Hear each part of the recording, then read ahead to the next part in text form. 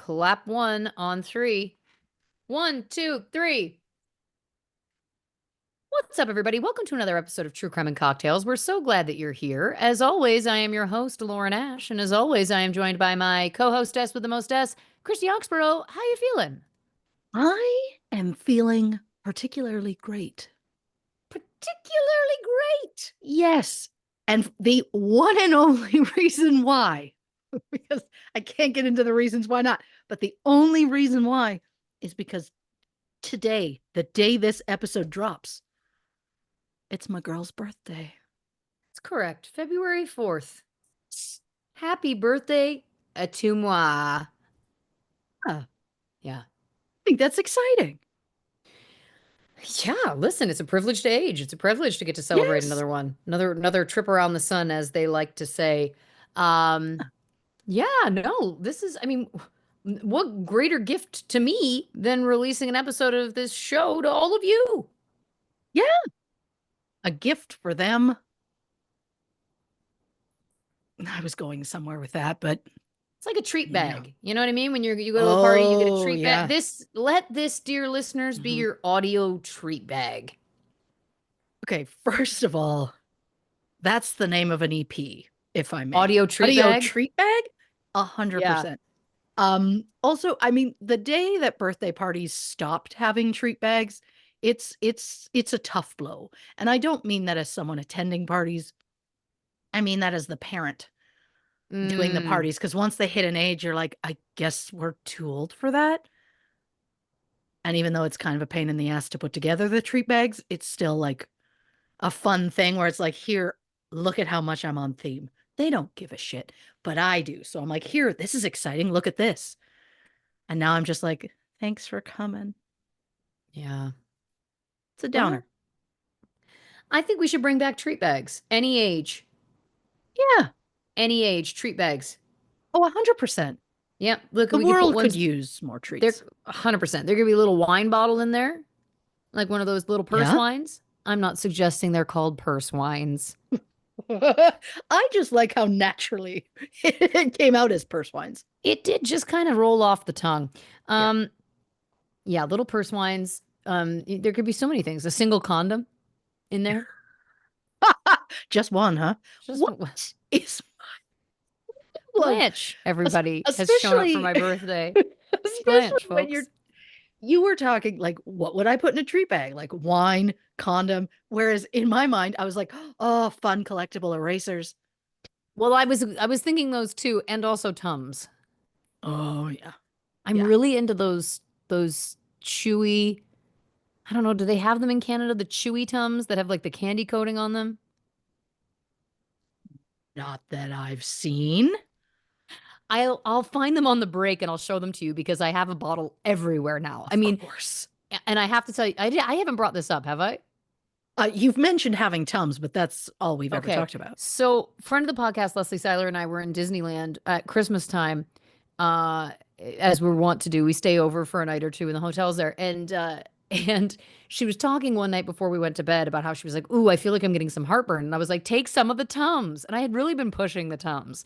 And then the next morning, I said, "Hey, did you have some of those Tums last night?" And she said, "Oh, no, I didn't." And I said, and I promise you, in 100% earnest, I went, "How can you resist them?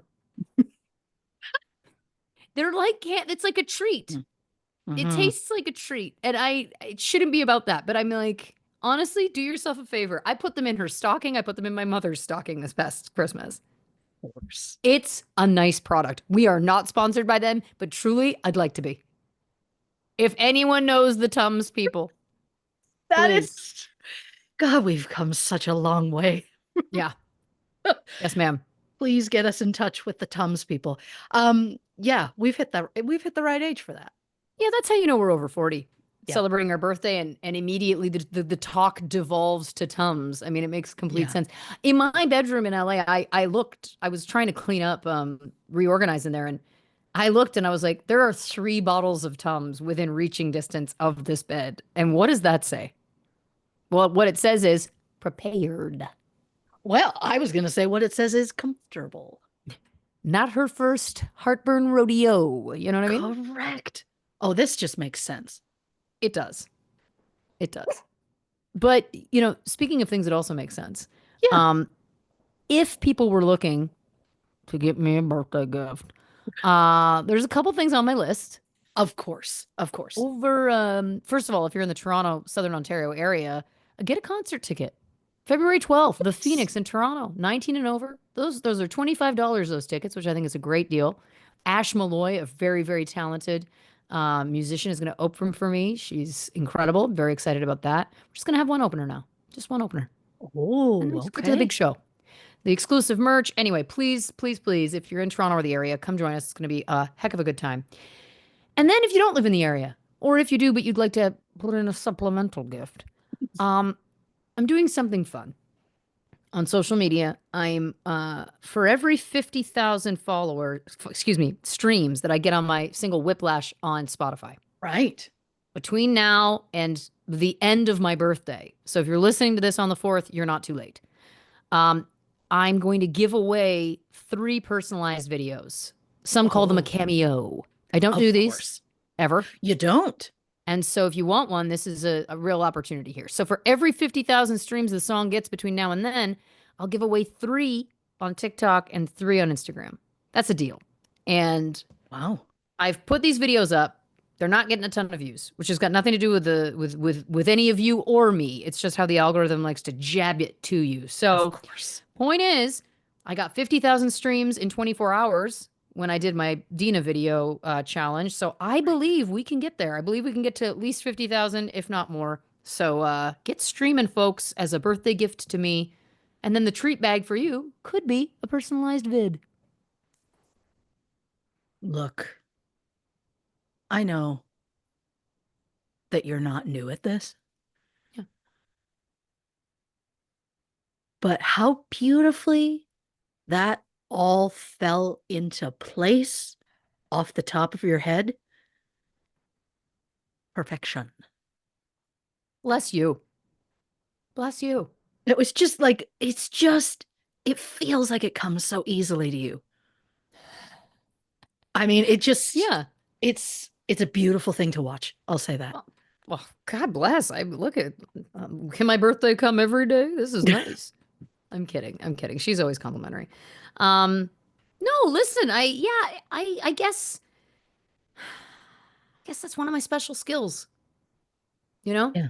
You're It's like you're when always quick on your feet. I'm quick on my feet. It's like when I was hosting this super adoption event in LA for Best Friends Animal Society, who I love working with. And I was on stage just vamping, just being a dummy, being a chucklehead, basically. And Of I course. kept the show running and I was introducing people, whatever. And somebody said to me afterwards, a bunch of people said afterwards, they were like, "You're really good at that." And I said, "It's a very specific skill set that I possess." And it's one that Mhm. there's not a lot of times that you really get to showcase your like improv hosting ability. But Of yeah, I think course. it is something that it's my Liam Neeson special set of skills. Well, I'm very impressed by it. Thank you so much. Well, be prepared to be even more impressed because there's one other thing I want to mention, which is this. Okay. Um, get your streams going. Let's get this online initiative Yeah. peaking. Um, and it's I would be remiss if I didn't mention this. Uh, in regards to that last Dina video, Yeah. I spoke on last week's episode about how I made this video as Dina, and I was hurt because people were commenting, "Why is this video so long? Why is this video 3 hours long? Why is this video an hour long?" And I was like, I don't know what people want from me anymore. I thought it was only a minute 12. I thought that they would be happy that it was long. Um, so many of you, and first of all, thank you so much, everybody. So many of you reached out and let us know and let me know that that was a compliment. That apparently the youngins, the young people, the youth, apparently they will say that, like, why is this video 3 hours long? Because it's as though they've been watching that 1 minute video on repeat for 3 hours because they don't want to look away. Because in some cases, you're it's maybe a thirst trap or an attractive person that they want to keep watching. And so I want to just issue a formal apology. I Oh, apologize um, from the depths of my soul for my misunderstanding and Really, there's nothing to make a gal feel older on her own birthday than finding out that I completely misinterpreted a Mm. slew of compliments that people were giving me. And if you're one of the people that gave those compliments, thank you. I'm so sorry that I called you out last week for no good reason. But please just know it truly was based in my own just out of touch kind of behavior with the youth vernacular. Of course. I mean, we knew it was going to happen, but it sneaks up on you. It's it's tough. I'll be honest. It's tough to feel the shame because I was like, "Oh, this is how the elderly feel." Like I was like, Yeah. "Oh, Yeah. okay. This is what it feels like to be like, I don't understand why you'd be so negative." And they're like, "Nana, Nana, no. Nana, this was a compliment. Nana, this means they all love you." And then Nana's like, "Oh, I Mhm. didn't know it. I'm out of touch." Like it is. I will be honest, it's like a record scratch moment. It's like like it's like, Oh, "Oh yeah. my God, I've gotten old," you know? Oh, yeah. We, at one point, I think on multiple points in the show, we've referred to ourselves as like the listeners' aunties. We're Yes. like, we're your aunts. We're here. I think we've just really transitioned into their nanas. I think we're just the public's nana now. And it's just, it is what it is. It's a But I mean, fine line between a nana and an aunt.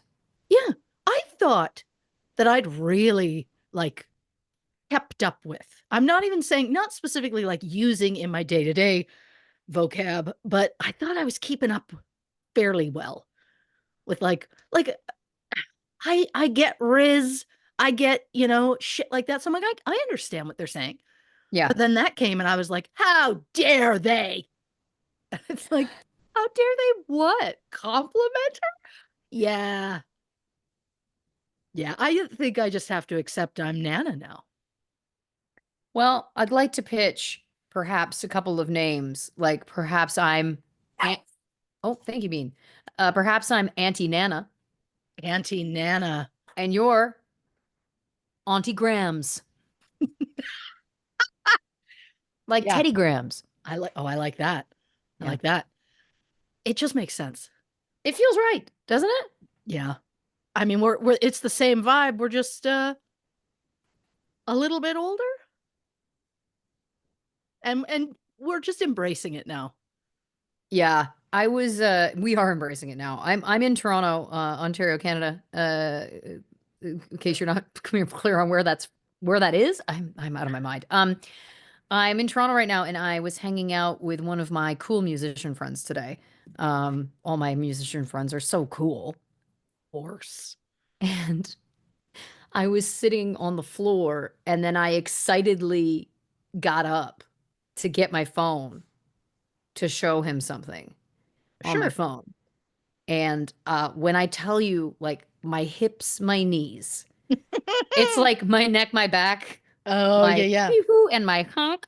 Well, it wasn't that. It was like my knees, my hips. I can't move any of them. I'm stiff. Like it Yeah. was very much like I had to do like the stutter step where it was like, oh, just like getting some grease on the joints, trying to move. And I think it's just those are the moments that you don't want any other human to see, but certainly you don't want a cool musician to see? Oh my God, of course. Yeah. But I mean, that also comes at you faster than you expect and out of nowhere, Yeah. where you just like go to move and just the pops and cracks that happen. Um, I'm also going to be thinking about you going and my honk for a while. I'm going to be thinking about that because I liked that a lot. I It didn't, if people was, don't know, that's a song that has some very crude lyrics, of which I course, love, but yes. I didn't feel like, why am I censoring myself now? We've said all of those words on the show. All of those words have been said on the show. Why now? You know why? Nana. This is this is anti-Nana situation, a situation here. You know what I mean? Yeah. Yeah. I mean, yeah, it was Pearl only, clutching. I'm it was pearl clutching. only a matter of time. Yeah. Yeah, I guess that's true. I think it's just crazy to see it happen in real time. Like I feel like Oh, I was 40, I was fine. I was 41, I was fine. Hmm. And then it's like on the 1 week precipice of my 42nd birthday, it's like, can someone help me? I've fallen and I can't get up. Yeah. I mean, usually I guess I've always assumed that one day you wake up and go, oh my God, when did that happen? But we're just experiencing it a lot. We're just catching it a lot faster Yeah. and going, why is this happening now? And, you know, Yeah. like And it's like one of I've those, accepted my age, right. but I've also not like accepted. Like I saw a video the other day of a gentleman who started the video. I was born in 1989. I'm 36 years old. And that threw me so hard. I was like, no, he's not. Anybody born in 1989 is in their late 20s. And then I really struggled with that. And then I was like, that math, oh God, like I had that moment where I was like, well, I'm 8 years older. There's no way he's 36. No, that math works. Yeah. Have you I seen there's a bunch of people who are doing these videos where it's like someone going to get a drink at the bar and they're like, I was oh born in yeah. 2004, and people are like, sorry, you have to be 21 to drink. And it's like, yeah, 2004. And then it's just like goes into slow motion. And it's like, Ooh, what you yeah, say? exactly. Yeah, yeah, It's yeah, like I felt myself sinking into the floor a la train spotting in that yeah, moment. Like, it's like, I'm so sorry. What? yeah, 2004? yeah. Oh, on the day that we're recording this, Yeah. my oldest turned 20, and I don't know how to physically handle that. I sent him a DM and I was like trying to be fun. And then I was like, I am getting old. You know what I messaged him? I'll read it. I'll read it to you. I'll read it to you Mhm. because this is embarrassing. And I Oh, I realized after I sent he it, I was was like, charmed by it. it said, Happy birthday. Make sure to drink a Gatorade before you go to bed. That's a solid anti hangover tip from your aunt, FYI. Lauren. Lauren, you're pandering. They can Well, smell it a mile away. I will tell you, he told me that he got a message from you, and I was like, "Oh, that's really sweet." And he goes, "Yeah, that does remind me I got to grab Gatorade." Okay, I feel a little better. So there you go. I mean, there it Because is. afterwards I was like, oh, why are you trying to relate to the youth? Like, Oh, don't well, do that. What are you doing? I will say, while we were out today, because we took him for a birthday lunch, um, he commented about every everyone he meets will always mention you. And I'm Ah, like, yeah, yeah, that makes sense. And his roommates are like, well, she just keeps coming up in my For You page. And he's like, oh, yeah.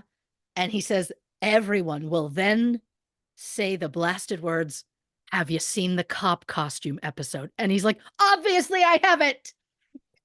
And I'm like, yeah, yeah, this is, he is scared to watch Superstore yeah. for the cop costume. And I just went, just to be clear, it's more than one episode. But I'm like, we can piece them out for you if you want. Like, if you want to know which ones to be scared of. But he says all of them. They all talk about the cop costume. So you're relating to the youths. So I guess what I'm hearing is still got it. Yeah. Yeah. Um, did I ever lose it? Come on. You did not. That is hilarious and adorable. Anyway, again, it was just one of those moments where I was like, it was such like an old person move to be like, I'll relate to him. I'll bring up something about alcohol. Like, it was like, what am I doing? Just say happy birthday. Like, enough. Why do I need him to try and why do I try to make him think I'm cool? Like, you know what I mean? Oh, I drove some children the other day to a basketball game and tried to like think of like what are some cool topics that I could mention that would make them be like, she's down. She's got the 411. He's Uh, down. and so I was like, what could I bring up? And then I was just like, and so I'm like, do I know any musical artists who are like popular enough like at this point? So I'm just like, what have you seen that's like something from TikTok? Like, come on, bring up something. And I think there was a song on the radio, and I was just like, oh, does anyone listen to that anymore? And they were like, yeah. So I blew it. I don't even remember what it was, but I was like, woof, who's playing this song now? Am I right? And they're like, oh no, it's actually really popular. And I was like, oh, of course it is. Like, and then I was just like, let's just drive in silence. And then you just slowly removed your seatbelt and opened the Just door out of the and car, out of the car. bailed. Yeah. Yeah. Yeah. That was the moment I was like, I just shut up and drive. To quote Rihanna. Shut up and Thank drive, you. drive. Come Yeah. on. Yeah. Well, I was mortified. Like in that moment, I was like, God, get bent, lady. Like, what were you trying to do? It backfired. Get bent. Yeah. I mean, incredible. I mean, the fact that you even said the words in your own mind, like, what are some fun topics? Like, again, Oh, I don't yeah. know what's happened to us in the past few weeks, but I feel like this is like, we're Benjamin buttoning well, no, we're not Benjamin. We're aging the right way, just at an But at alarming speed. just someone's hit fast forward. Yeah. You know what it is? Yeah. It's the scene in the original Beetlejuice movie where they age super fast Yeah. and Yeah. yeah. Oh, I physically feel that. Yeah, same. I mean, again, it's alarming. Like where her little feet roll up. It haunts me. It haunts me. I feel it. That is happening to us. Yep. Whoever's hitting the fast forward, you could lay off it now because I'd love to. Yeah, whoever's controlling us in the simulation, like whoever's like running our sims, Of course. just know like we get it. Yeah. We get it. You don't have to like put the pedal to the metal or anything. Of course. So I have a lot of questions for that person. Same. And it's like, so are you actually choosing the choices that I make? Are you deciding like she's going to go to bed, but she's going to lay there for hours and be anxious and spiral and not be able to lay there thinking, oh my God, I need to lay down, and then go, well, I am laying down. Like, is that a sim controller person? It's a great question. It's a great question. I'm very curious about the set of rules and logistics that go along with whatever this simulation is. Oh, I have many questions. And also just like, if this is all a simulation and we're all just for science or for some rich people on another universes for fun, if that's all we are, can you do me the fucking solid of letting the Philadelphia Flyers win the Stanley Cup in my lifetime? Can we do that? Yeah. Can we do that? That'd be ideal. I want that for you. Right? Like there are enough teams where if we just let everybody win once from now until like I will still be alive by the time we circle to them. So I'm just like, I'm ready for it. Right. I'm ready. Listen, I want this for you deeply. Yeah. Oh, deeply. Yeah. I need it. I'm so deep in this now that I'm also love that I have no problems. If I'm being controlled in some sort of weird simulation, fine. Guess who's off the hook for her shit decisions? Me. Yeah, I'm losing it. No, I like losing it. I like the idea that it's like I can't be held responsible for anything because I'm being controlled by someone from the future. Oh, yeah. Yeah, that's probably not something you should say to a cop. Yeah, I was just going to say maybe I shouldn't be saying that publicly. Doctor. Or anyone, maybe. Yeah. Certainly not a podcast that has tens of thousands of listeners. Yeah. Yeah. Oh, they know I'm kidding. They all know I'm kidding. Of course. Yeah. There is apparently some real empirical data, though, showing that it could be a simulation, but we don't need to get into that. Again, that's for me and Neil to discuss, all right? Once again, if this is a simulation, could you bring Neil deGrasse Tyson to me? If this is a simulation, why would Neil deGrasse Tyson exist? It's just, I never know when something like empirical data is going to come up on the show. It's just, again, it's just, we've got Blondie over there talking about, just deep levels of science and like levels of thinking that are like, oh my God, like, have you ever really thought about that? And then you've got fucking Chucklehead Red over here. Don't love how that blowed out my face. You got Chucklehead Red, who's just like, let's talk about sports. Like, you can also come up with something smart. I don't know. Oh, listen. Chucklehead Red is about as smart as I'm getting for the day. Unfortunately, Chucklehead Red is gonna catch on. And I'm sorry for that. I'm not gonna push it, but I'm just telling you, like, Yeah. I don't think there's any way they're gonna let that one slide. No, it just rhymes too well for Chucklehead that. Red, I'm shocked we've never come up with before. It just really came out. Yeah. I also didn't mean Blondie in a negative way. I didn't I was take it just in like, that negative way. I'm gonna refer to us by our hair colors. Just to really drive the point home that it's like one is very distinctly having these intelligent, like thought-provoking questions and discussions, and the other one's like, why can't I have what I want? It just feeling like a baby having a tantrum over in the corner is what it feels like. No, I don't think that's true. I think Chucklehead Red is far more grounded than that. I'm so sorry. I'll stop. It No, just it's right there. I know, and I mean, Chucklehead Red. Do I shorten it to Chuckle Red? I don't think I can. It's just I hate that it rhymes, but it Mm-hmm. makes so much sense that it rhymes all at the same time. 100%. Oh Listen, God, this again, makes you sense. didn't ask for it. It just came out, I mean, which sounds like me after a Chipotle meal. That's not necessary. see, now I have to come up with something smart to say because then the balance shifts. But I've got nothing. I've got nothing. It's it's fine. I'm currently going through a sports trauma, so I'm mentally unwell. Now, you're gonna love Yeah, this. You mentioned this yeah, before we started the record, and then I I did. really fixated on this other detail in the story, and then you never Of explained course. the sports trauma. Right. Because it's a basic part of sports Okay. and it's not a big deal. But two of my guys got traded and I am devastated. Listen, that's sad. Devastated. I remember when Brett Laurie got traded from the Toronto Blue Jays, and I felt Oh, sick.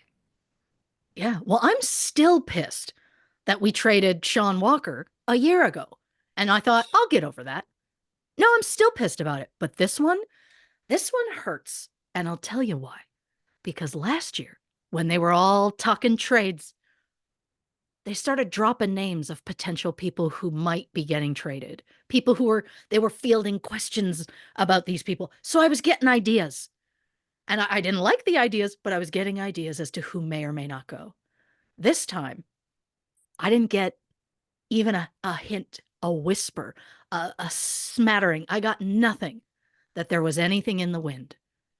And then partway through the game, one of my guys gets up off the bench and walks. And I was like, that's weird. And the specific broadcast that I had, those guys, eagle eye on that bench, and they were like, that particular player went to the to the locker room. It didn't look like he got hurt prior, so I'll bet it's because of the trade talks. And I was like, what trade talks? And that's when I find out there were talks of him being traded to Calgary. And I was like, uh-huh, uh-huh. I had no idea about this. So I start panicking in the middle of the game. And I'm like, this is making me sick. I also had no idea that if you're even being considered for trading, they'll pull you out of a game so you don't get hurt. Oh, Because it was like when it's that serious of we're gonna probably the guy they were trading him for, they didn't even let him play that particular game. They were like, we can't chance it. So fine. So I was sick about it. I was like, this is one of my boys. I just can't handle this. So I'm like, I'm not good with this. So I start freaking out. And I'm refreshing pages. I'm waiting for news to come in. I'm like, please just somebody tell me, tell me, tell me. And then finally, and I'm still just not accepting it. Finally, they were like, they've reached a trade. these two players are going to Calgary. And that was the first time I found out a second one was involved, another very beloved player of mine. And I screamed a scream that my husband thought someone died. Like he was like, "Are you okay?" And I was like, "I can't even like I laid last night in bed losing my mind." And he's like, "You're spiraling." And I'm like, "I am. I am." Like I lost my mind. And I waited and I refreshed and I refreshed. And finally, the team did post an official, "These two have been traded. We're getting these two." And I'm like, uh huh. And I'm devastated about it. Like I feel, I feel like been a death because I feel like I'm losing them. Like I just feel Wow. so incredibly sad about it. And then today, the Flyers posted a video of like a thank you to these boys. And here's like basically a clip show of like highlights from the last like because these guys have been for years and they're like, "Here's the highlights." I couldn't watch it. I can't yet. I will go back and I will watch it, but I couldn't bring myself to do it.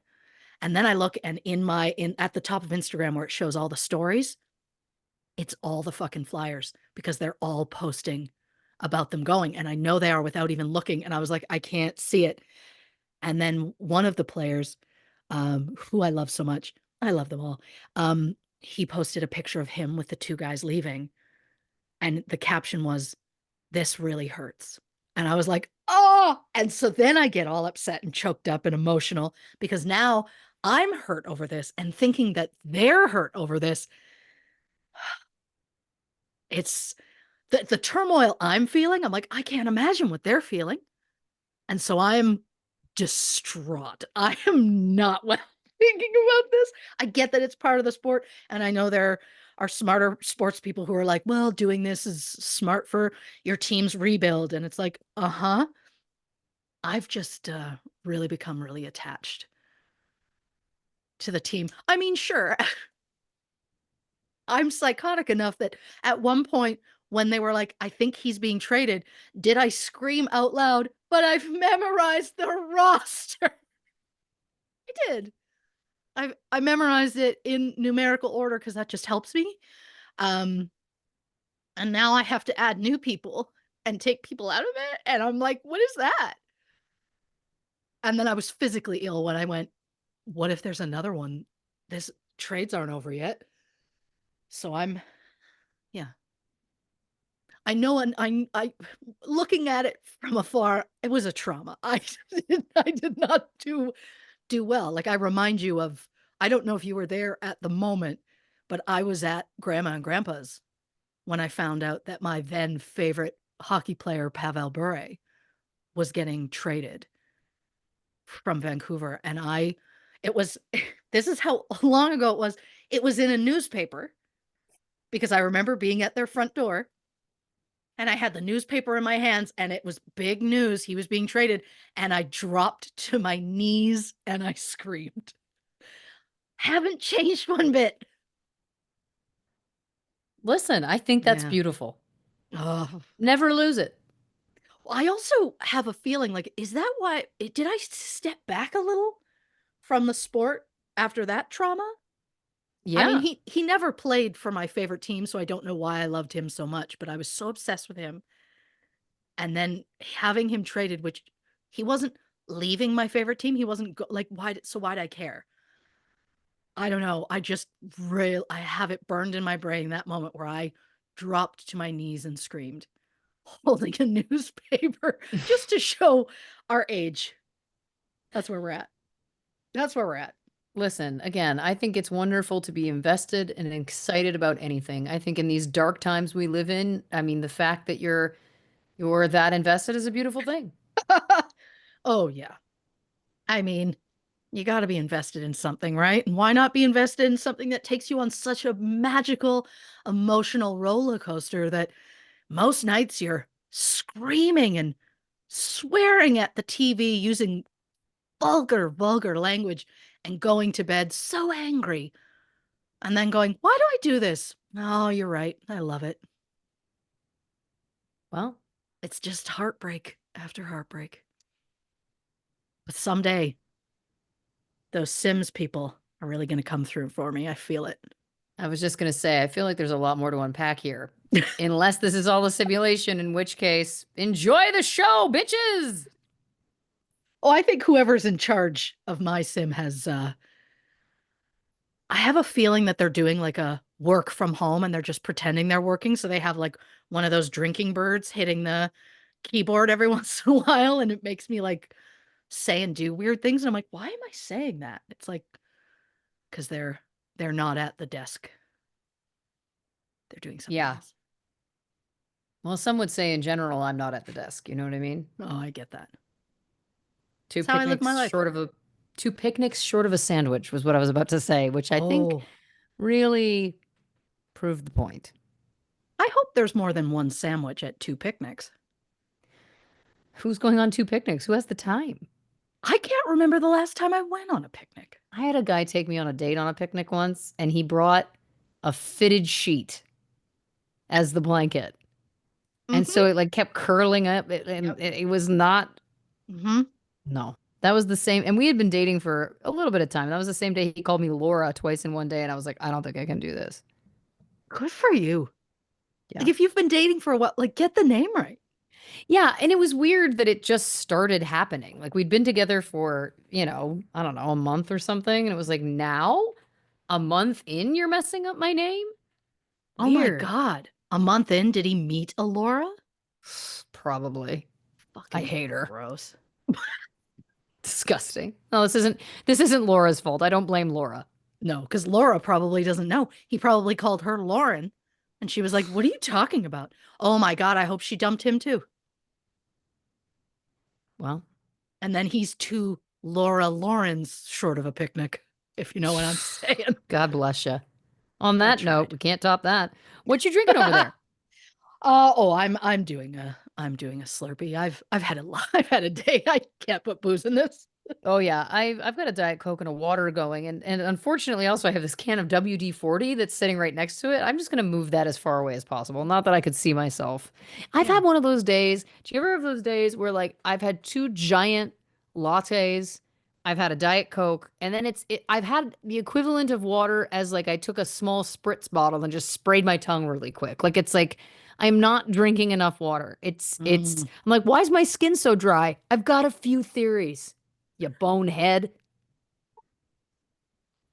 Anyway, Uh, I'm on it I get it. now. I'm on it now. There's still hours left in the day. I'm on it now. Of course. Look, if it wasn't for the pills that I take, some days I wouldn't get any water. Mm, Because not every pill is taken with water. I know it should be. you've got a stronger throat than me. Let's not unpack that. We just got to get into it, folks. This isn't Yeah, getting any better. This is you're not doing getting great. any better.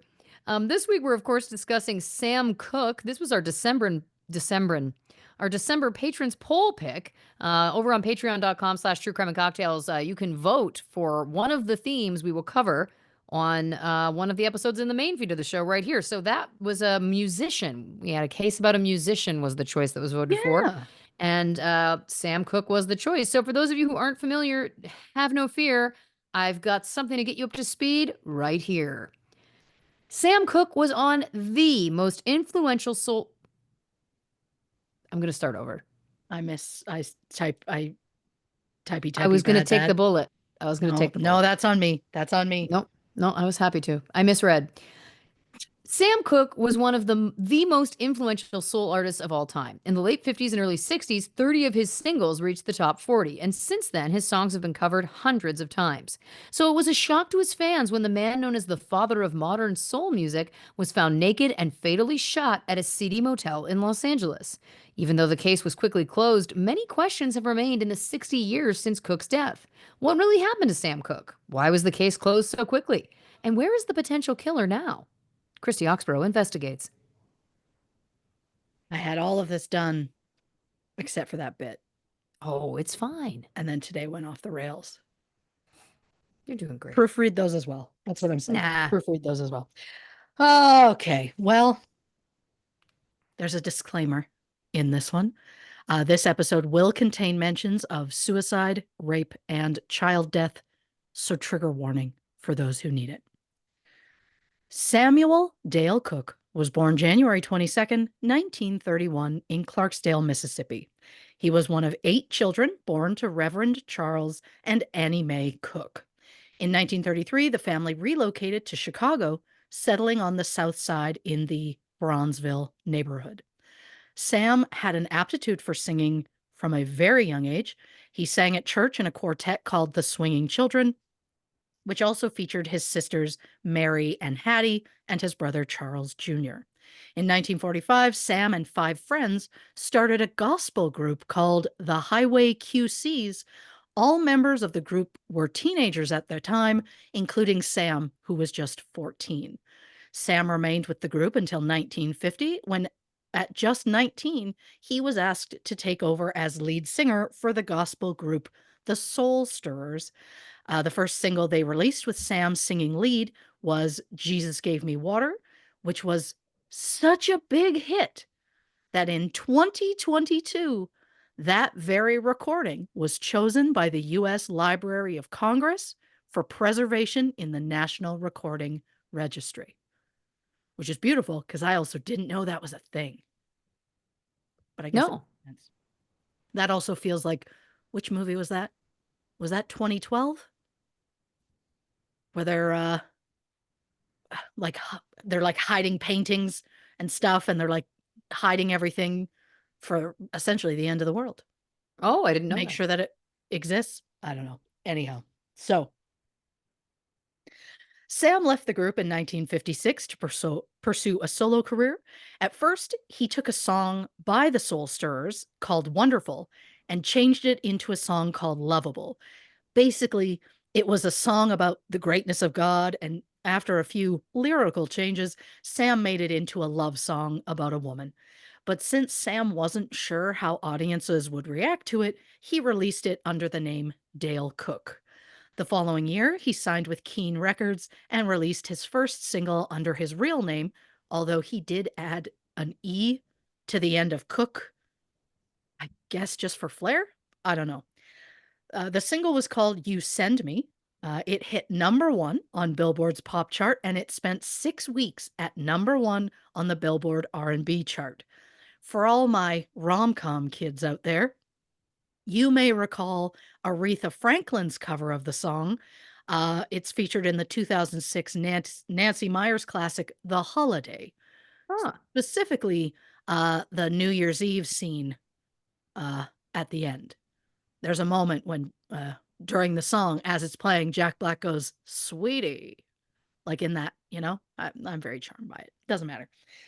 So, Sam's version of the song sold over 1 million copies and made Sam Cooke an overnight sensation.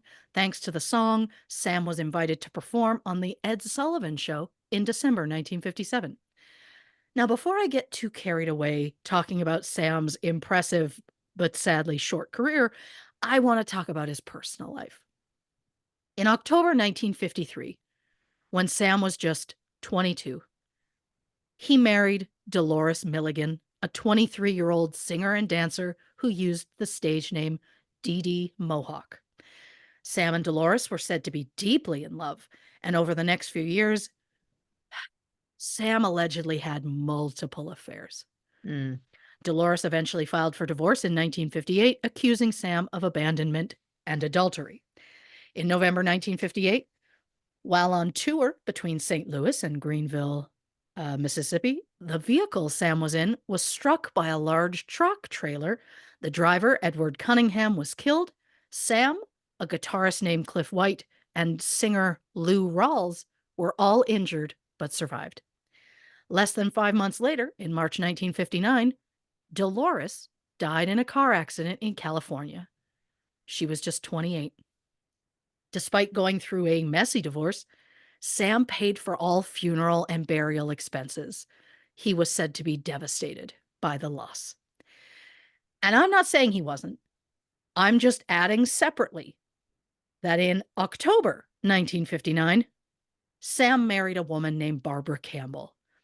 And here's where I'm going to take you on a brief, wait, what? Side note. Oh. So Sam and Barbara get married in October 1959. At the time, Sam was 28, Barbara was 24. it was publicly stated that Sam and Barbara were childhood sweethearts, which suggests that they had some sort of relationship either before or during his first marriage. I don't know when this initial relationship supposedly happened, but it was said that Sam and Barbara first met when Sam was 18 and Barbara was 13. Again, I don't know how soon after meeting they officially started dating, but even at 13 and 18, which is a horrifying age difference, uh, I don't consider that childhood sweethearts. Yeah. Uh, but here's where things get a little more confusing. Sam and Barbara had a daughter named Linda, and I scoured that internet, and the only birth date I can find for her is April 1953. But months after that, Sam married Dolores. So, did he really have a baby with one woman and then months later marry another? Or did he become a father to Linda after marrying Barbara years later? Well, from the best I can tell, Sam and Barbara dated in high school, had a baby, and then after the baby was born, Sam abandoned Barbara and the baby and married Dolores. Bowser. And then 6 years later, Sam and Barbara reunited and were finally married. Um, I mean, the whole thing just feels horrifying, but to date, and just know I'm putting quotation marks on that word. To date, a 13-year-old when you're 18 is essentially grooming, and then 4 years later, she has your baby and you leave her and marry someone else? Ah, again, I don't know when they officially started dating, but the newspaper articles that came out announcing their wedding all said they were childhood sweethearts. And possibly related is the fact that in 1957, Sam released a song called Only 16. Oh boy. The lyrics were, quote, "She was only 16. I loved her so, but she was too young to fall in love, and I was too young to know." I mean, the song goes on to say he's also 16, so maybe it wasn't life imitating art after all. I don't know. So in October 1959, Sam and Barbara finally get married at her grandmother's house in Chicago. The small private ceremony was officiated by Sam's father, Charles. Sam and Barbara then moved to Los Angeles, where they had Tracy in 1960 and Vincent in 1961. Sadly, in 1963, Vincent drowned in the pool at their family's home. He was just 18 months old. It was said that Sam never fully recovered. There are at least four other women who have claimed to have had children out of wedlock with Sam, three of which all claimed their children were born in the same year. Which apparently people have said is possible because it was all when he was like on tour in a specific area. So they're like, yeah, that checks, which, okay. There was also allegedly a son born in 1958. Sam paid that boy's mother $5,000 in an out of court settlement, which in 2025, that'd be almost $55,000. So a chunk of money. To the best of my knowledge, no DNA tests or anything were ever taken. But at least one of those children currently uses Cooke as her last name and has become a singer. Mm. So we'll just take from that what we will. So after Sam and his family moved to California, Sam signs a deal with RCA Victor Records worth $100,000. That is equivalent to nearly 1.1 million in 2025. At RCA, Sam became their second most top-selling artist at the time. Who was their number one artist? Just some guy you might not have heard of him, Elvis Presley. Mm-hmm. Which isn't surprising since they clearly had a lot in common: incredible music talent and a disgusting history of age inappropriate relationships. Incredible. Yeah. And yes, again, I know we don't know exactly how old Barbara was when they first started dating. We know she gave birth to their daughter when she was 17, which put Sam around 22 ish. Um, and look, 17 and 22 isn't that bad. 13 and 18, I won't let go. But I also want to point out at some point in 1954, while on tour, Sam spent overnight in a hotel room alone with Aretha Franklin. Sam was 23, Aretha was 12. Oh, Now, I'm not saying that anything happened because no one living today knows for sure.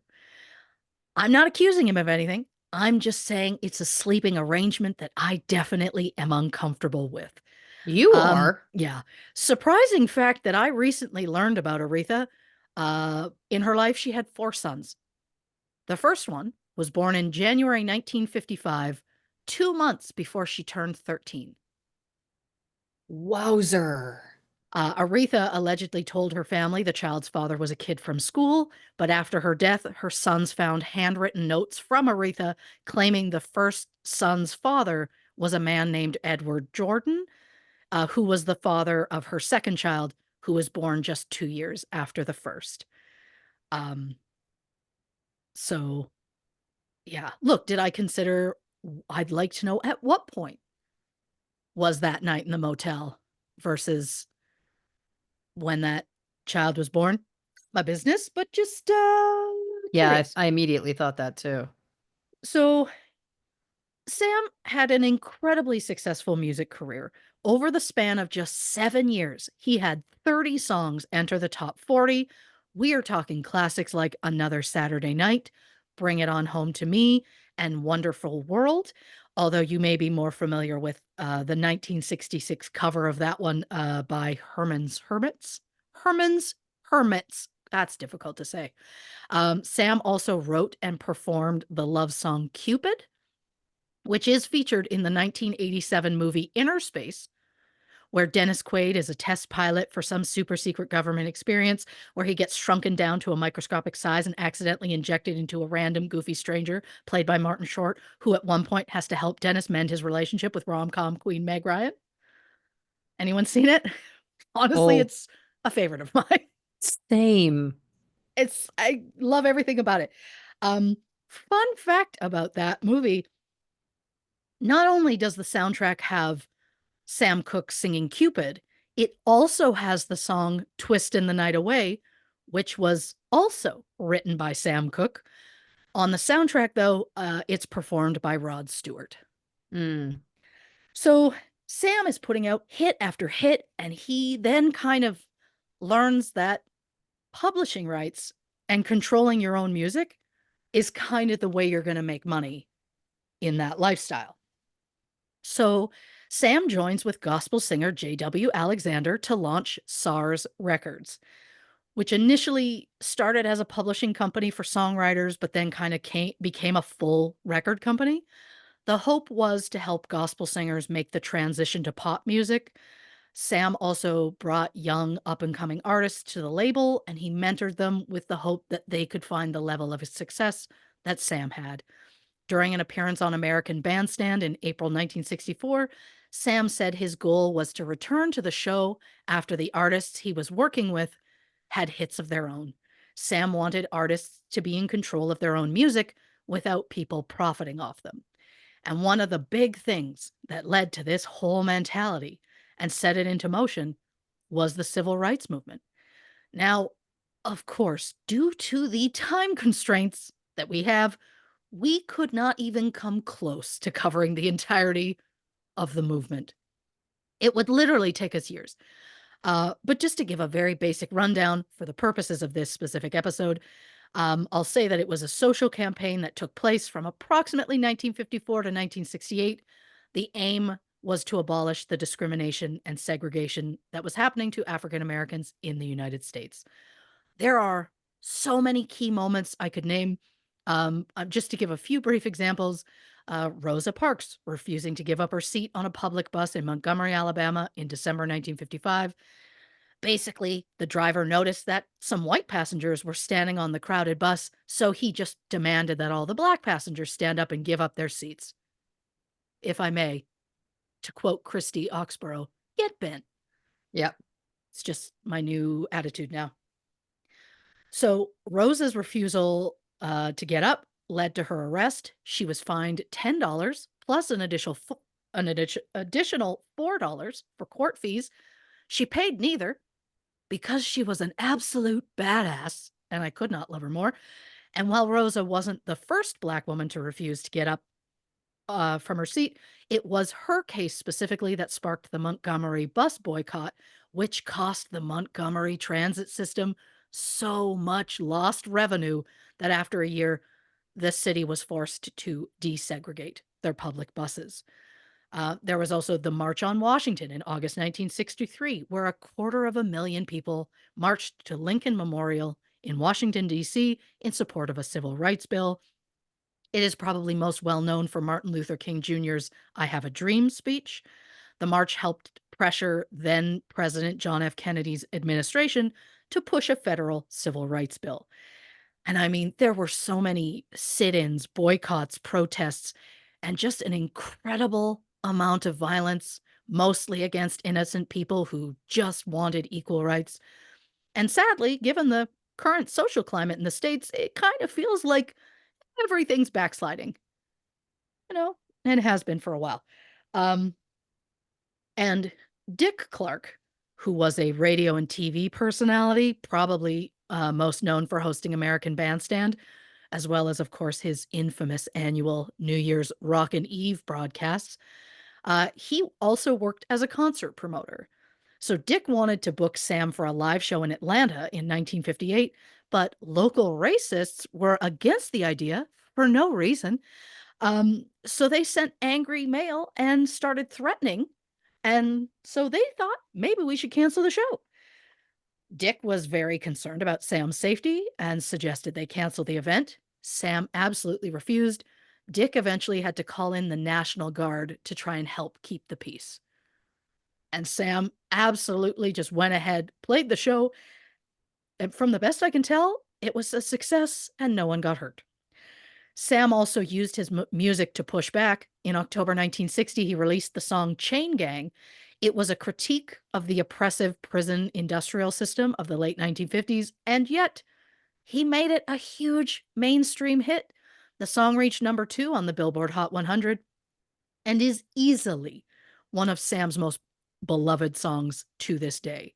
Then in May 1961, Sam outright refused to do a show in Memphis after receiving telegrams from the local NAACP who told him the audience was going to be segregated and that no Black audience members would be allowed at floor level. So Sam canceled the appearance immediately and said, I hope by refusing to play to a segregated audience, it will help break down racial segregation. In 1963, Sam released a cover of Bob Dylan's Blowin' in the Wind, which was a protest song about the cruelty of war and oppression. The song inspired Sam to write his own protest song, A Change Is Gonna Come, which he performed on The Tonight Show just 8 days after recording it. Many believe that performance was going to be the big moment for Sam. However, it kind of got overshadowed because 2 days later, the Beatles appeared on Ed Sullivan. Mm-hmm. The song was not officially released until after Sam's death. In the spring of 1963, Sam met Alan Klein, a New York-based accountant who audited record companies to find hidden royalties that were owed to artists. Alan did an audit of RCA Victor and got extra money back for Sam, who was so incredibly impressed that he took on Alan as his manager, and then the two of them started a company together called Tracy Limited, which was named after Sam's second daughter. The plan was for Tracy Limited to own all the rights to Sam's music, and then there would be a separate agreement between Tracy Limited and RCA, who would distribute the music. But the thing that appealed about Tracy Limited to Sam was he would finally be in charge of his own music. So when the company was first created in October 1963, Sam was listed as president and Alan Klein was listed as secretary. Unfortunately, without Sam realizing it, the statement soon changed, and suddenly they only listed a board of directors, which included Sam, J.W. Alexander, Sam's father, and a man named S.R. Crane. According to that statement, the person who had full control over the company was the shareholder, and the company was not required to publicly list the shareholder. Mm. But you could probably guess who the shareholder was. It was Alan Klein. So Alan convinces Sam to start his own company so that they could fully own the rights to his music. And then, without Sam's knowledge, Alan changed the ownership of the company and secretly put himself in charge. So at one point, Sam thought he was his own boss, and then Alan made it so that Sam was his employee. Is this all incredibly shady on Alan's part? 100%. But it's not surprising because Alan has done this to other musical artists you may have heard of. A group called the Valentinos released a song called It's All Over Now. It was written by their lead singer, Bobby Womack, and his sister in law, Shirley. Fun fact, not only were the Valentinos signed to Sam's SAR Records, but Bobby was Sam's protege, and at various points, he played guitar and did backing vocals for Sam. Second fun fact, Bobby Womack will have a larger role later in this story, Oh, and not in the way you might think. So just put a pin in that.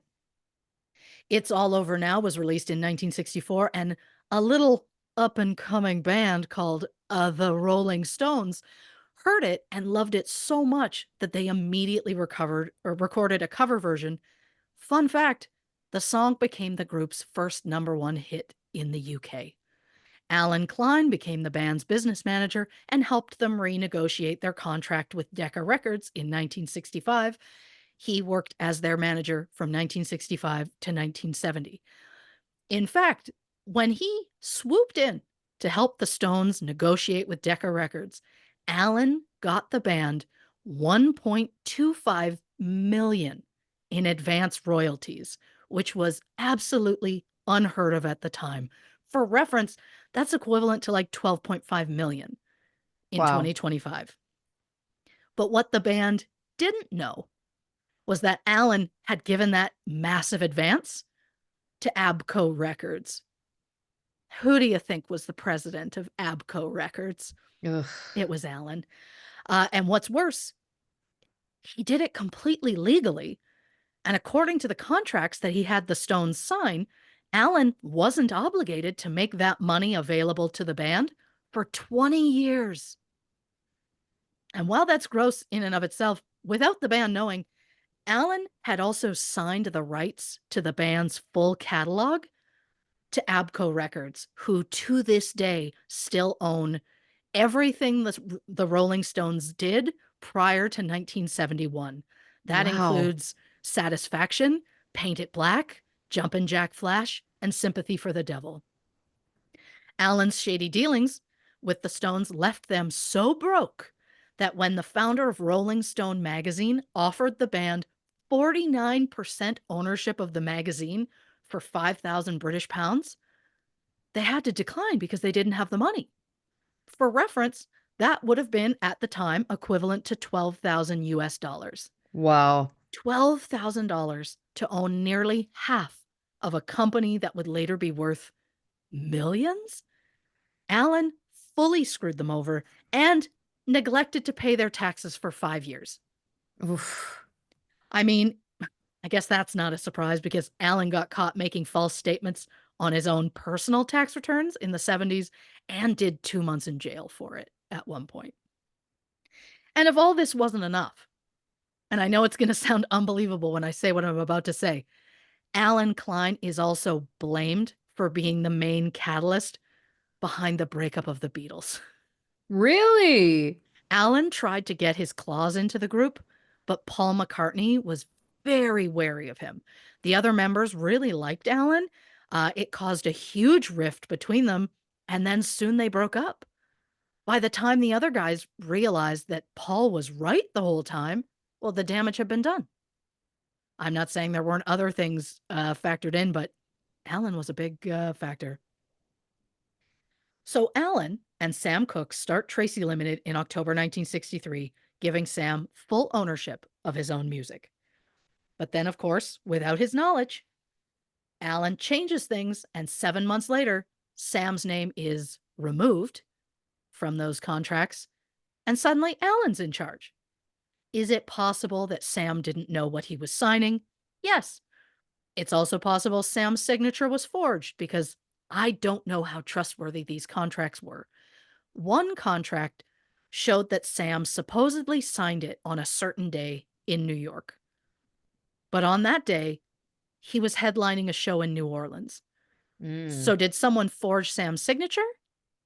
Or did he sign it and they filled in the date at another time? Because the dates were filled in by the notary, who just happened to be Alan's secretary. Ugh.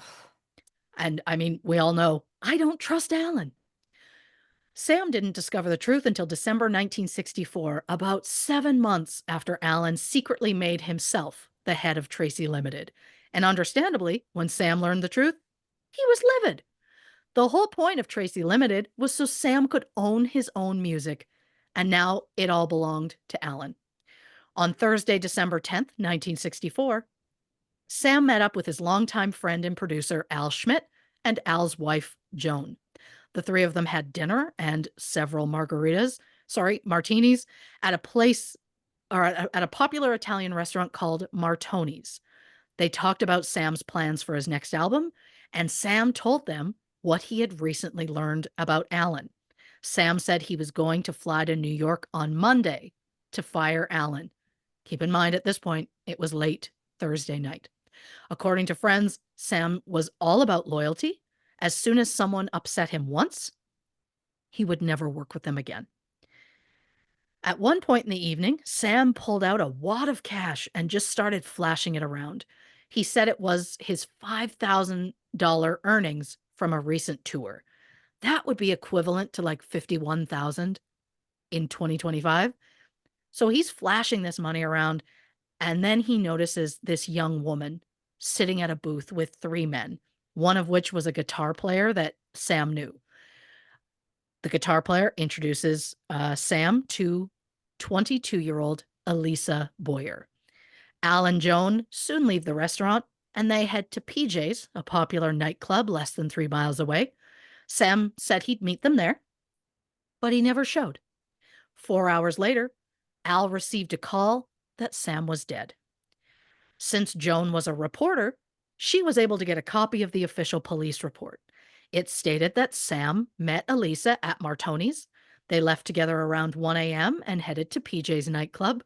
Sam allegedly got into a heated argument with a man who was hitting on Elisa, so she asked Sam to take her home. They left around 2 a.m., but instead of taking Elisa home, Sam drove her to a motel against her will. Sam checked in at 2:35 a.m. before dragging Elisa to a room, locking the door, and ripping off her clothes. Elisa said that when Sam went to the bathroom, she managed to escape and run half a block to a nearby phone booth where she got dressed, stashed Sam's clothes under a stairwell, and called police. The call was registered at 3:08 a.m. Sam supposedly went to the motel night manager's office and demanded to know where Elisa was. The night manager, a woman named Bertha Franklin, who was on the phone with the motel's owner at the time. She said she didn't know any girl. Sam then supposedly became enraged and broke the door down and attacked Bertha.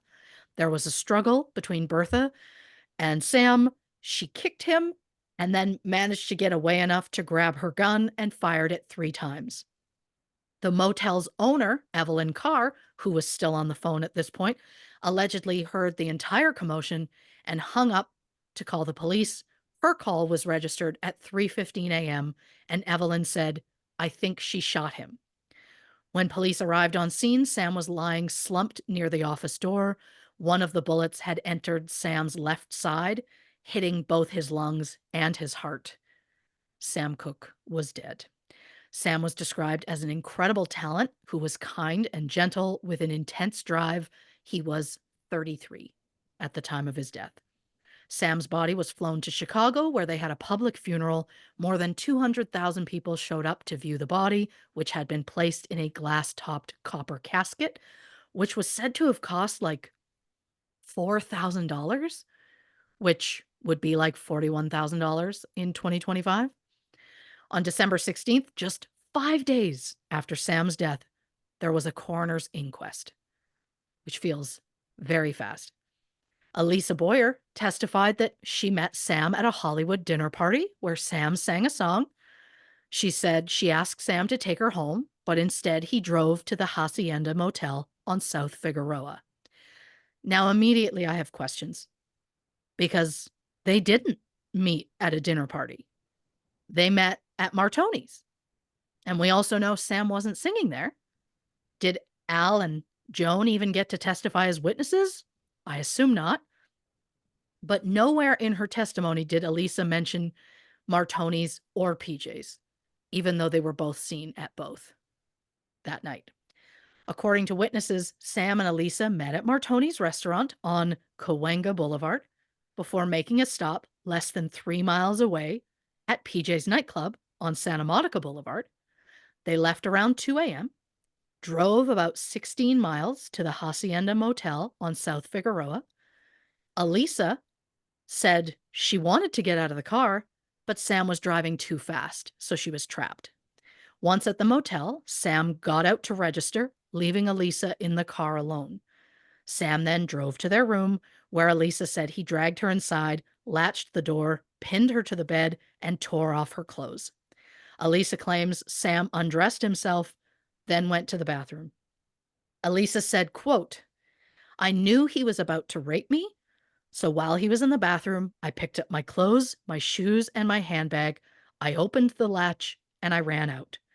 She said that in the confusion and panic, she accidentally took Sam's clothes as well and then knocked on the manager's door, but no one answered. So she ran to a nearby phone booth where she got dressed and called the police. According to the testimony from the motel night manager, Bertha Franklin, Sam checked in at 2:35 a.m. Bertha said she noticed a woman sitting in the car, so she made Sam sign them in as husband and wife. He officially signed that registry, Mr. and Mrs. Sam Cooke.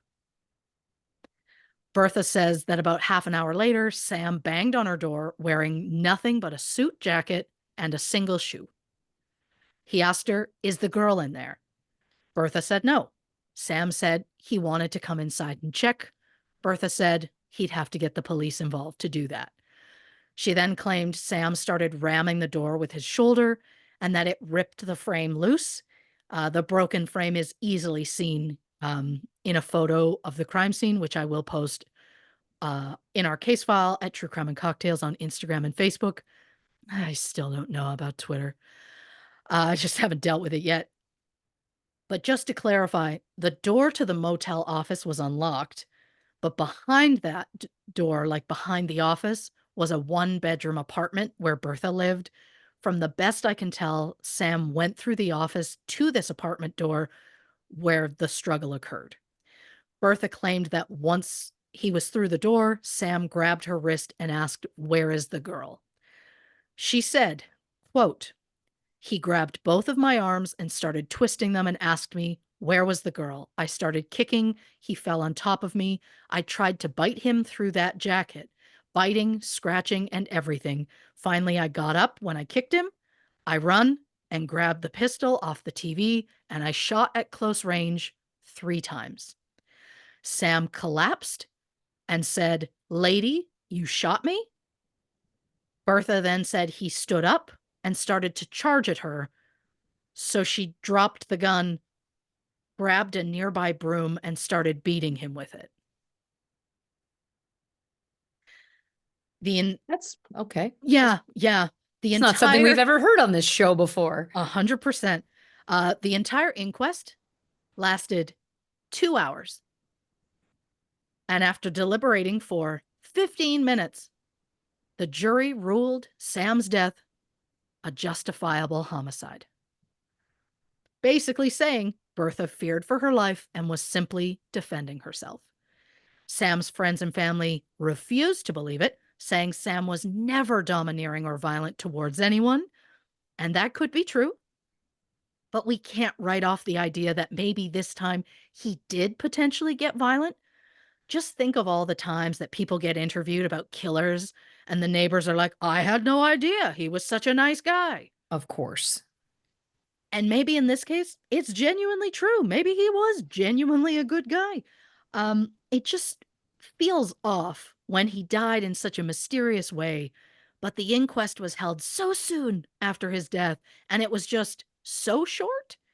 And then there's the fact that Elisa and Bertha both wore sunglasses during their testimony, which felt weird because you're inside. It feels like you're trying to hide your eyes for a specific reason. It Yeah. just feels suspicious.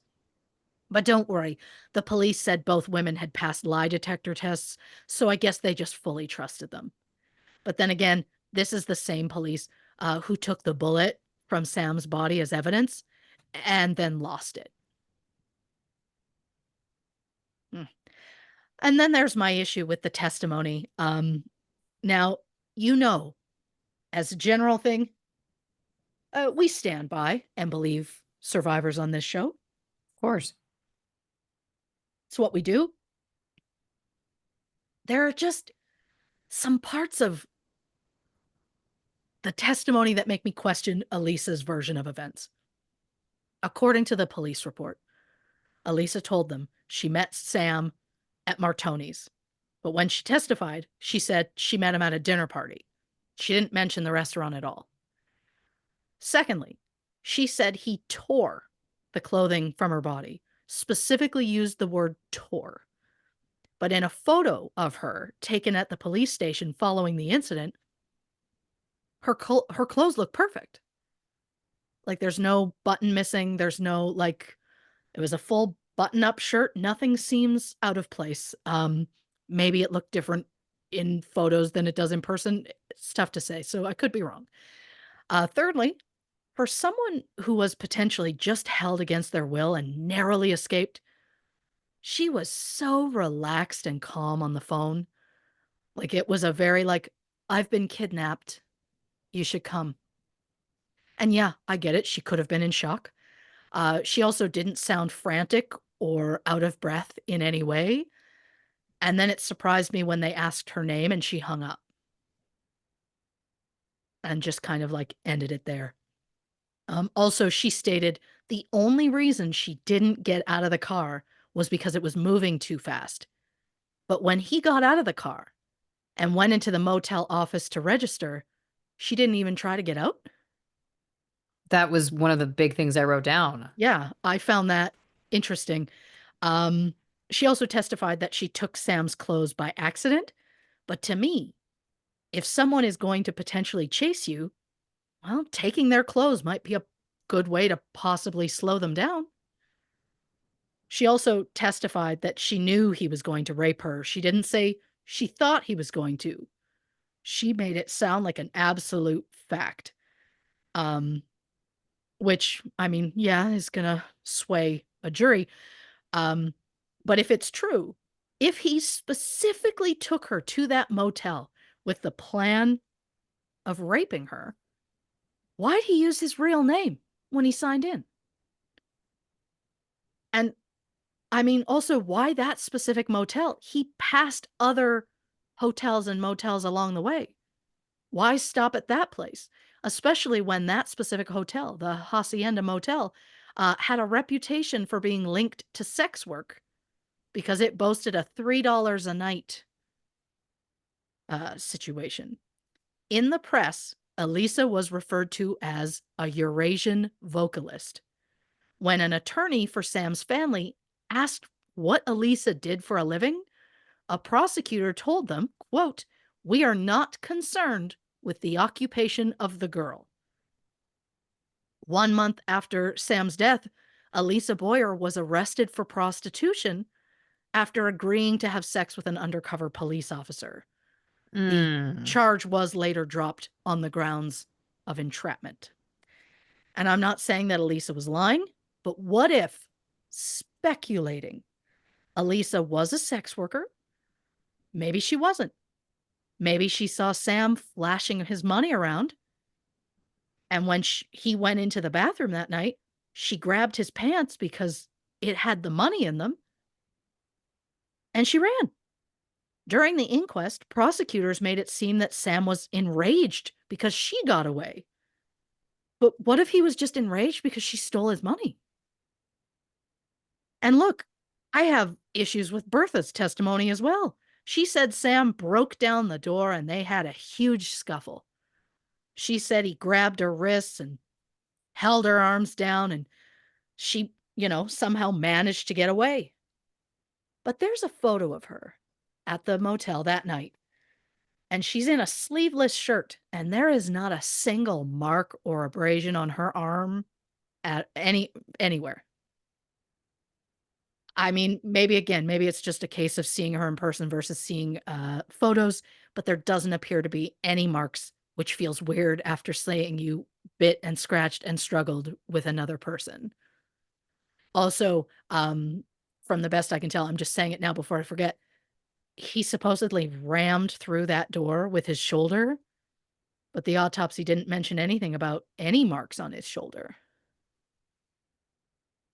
It's tough to tell in the photo because he's wearing a coat, so you can't see his shoulder, but you would think if he banged into it enough, there would be some sort of bruising or something on his shoulder. But Yeah, I think if somebody tried to open a door with their shoulder, that would definitely be, or it, right, it should be noted. My God. right.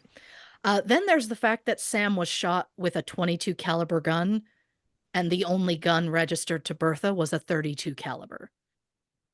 Is it possible she had a second unregistered gun and she used it that night? Sure. But the thing here, for me, is a man is attacking her, so she shoots him, and he gets up to attack her again, so she drops the gun, which still had several shots left, and grabs a broom instead. If someone is charging at you and you had a gun in your hands, wouldn't your instinct be to fire? Yes. I'm not saying that Bertha was lying about the account. I'm just saying it feels weird to switch weapons mid-fight, especially when that first one is still usable. Yeah. And even then, I feel like my instinct would be if the gun has no bullets, I'm probably going to throw the gun at them. Well, also, how slow is this charge? How close was the broom, right? There's a Great lot. question. Yeah. Great question. It just seems like and you, had more questions about this case than the police because they just barely investigated at all. Is it possible they didn't bother looking closer because they were racist and didn't give a shit about Sam? Probably.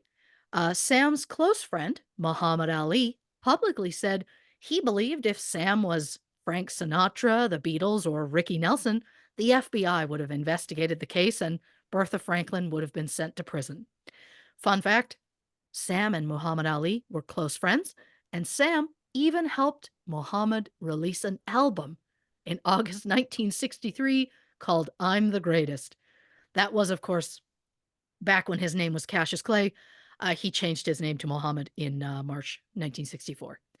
So, do I think racism played a part in that investigation being done so badly? Of course I do.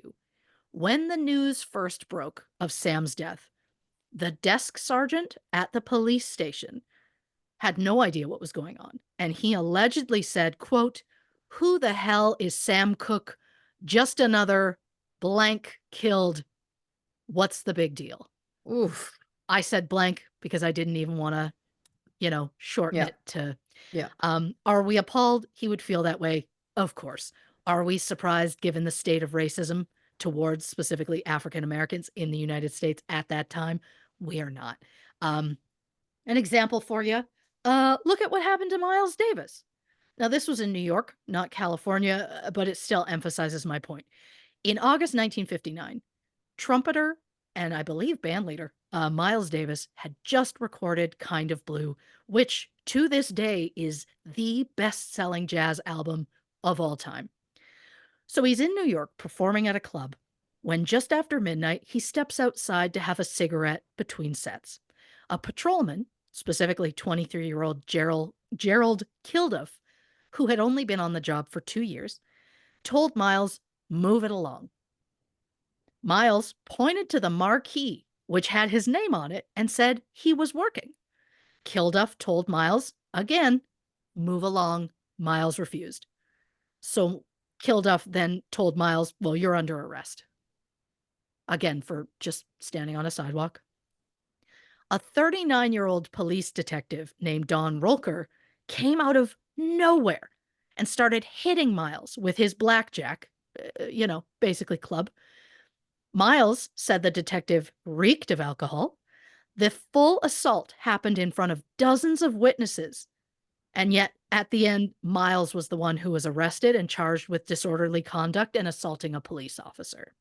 He was taken to a hospital to get stitches for a head wound and then taken back to the station where he was locked up. Miles was released on bail, but he had his cabaret card revoked, meaning he couldn't legally perform in New York. 5 months later, Miles was acquitted on both charges and given the cabaret card back.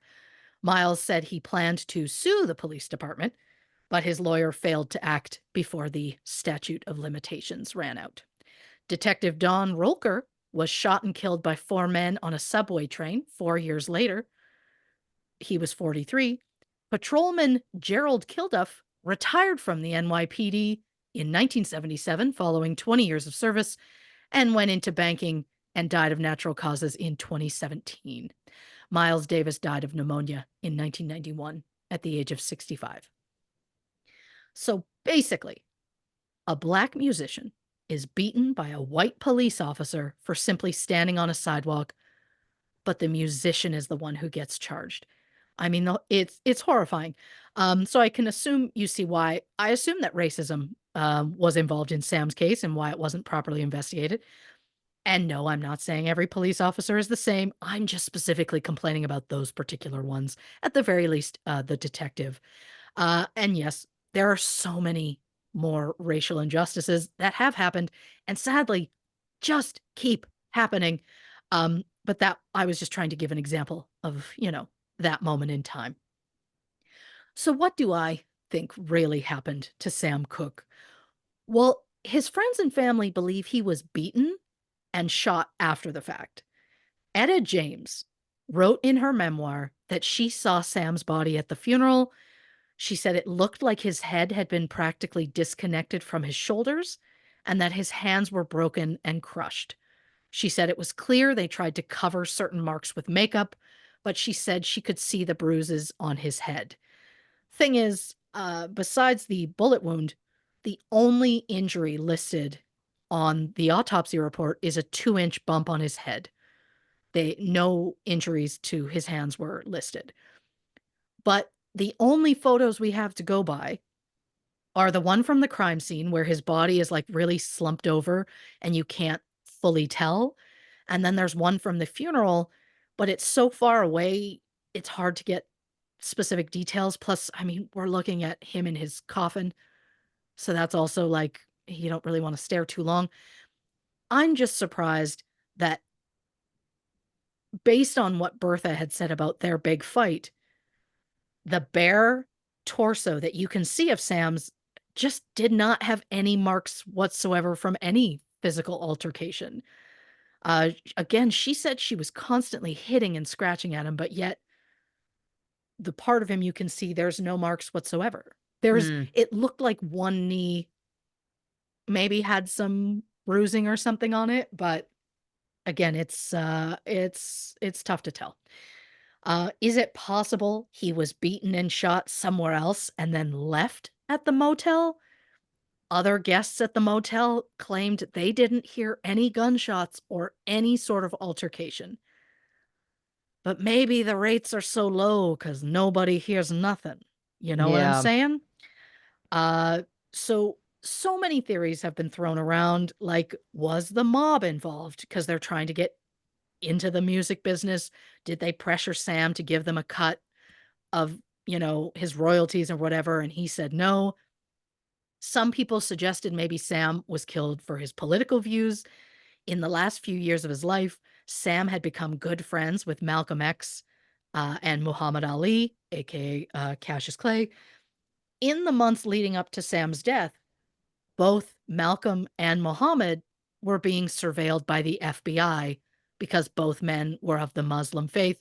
And, people in power tend to fear anyone who they feel is different from them. An FBI report from March 1964 claimed they believed that Sam might have been a Muslim just because the three men were close, and they thought they should keep an eye on him. And coincidence or not, just 77 days after Sam Cooke's death, Malcolm X was assassinated during a speaking engagement in New York on February 21st, 1965. He was 39. The gunman and two accomplices were all sentenced to 20 years to life. They have since been released. It was also suggested that Sam was becoming too dangerous and that some believed his influence might inspire people to act, aka that Sam might inspire the very change he was hoping to see. Elvis Presley had told people that there was a feeling in the music industry that Sam was getting too powerful and had to be stopped. RCA tried to suppress Sam's politics by asking him to remove a verse from his civil rights anthem, A Change Is Gonna Come. RCA felt it was too anti-segregation. They said they wanted it to be more acceptable to a wider audience, which is a very polite way of saying they wanted to make sure white listeners wouldn't get uncomfortable. The verse in question that they made him remove was, quote, I go to the movies and I go downtown. Somebody keep telling me, don't hang around. Oh. Sam originally recorded the song in December 1963 with the intention it would be released on an album called The Stars Salute Dr. Martin Luther King. Other artists on that album include Harry Belafonte, Lena Horne, Nat King Cole, Sammy Davis Jr., and Louis Armstrong. Instead of being on the tribute album, instead, Sam's song was released as a two-sided single just 11 days after his death, which really sounds like RCA and Allen were trying to make money off him as quick as possible, allegedly. But the single also included the song Shake, which was the last recording that Sam ever made. The single hit number 7 on Billboard Hot 100. A Change Is Gonna Come has since been covered hundreds of times by artists like Otis Redding, the Fugees, Bon Jovi, Aretha Franklin, Seal, and Greta Van Fleet.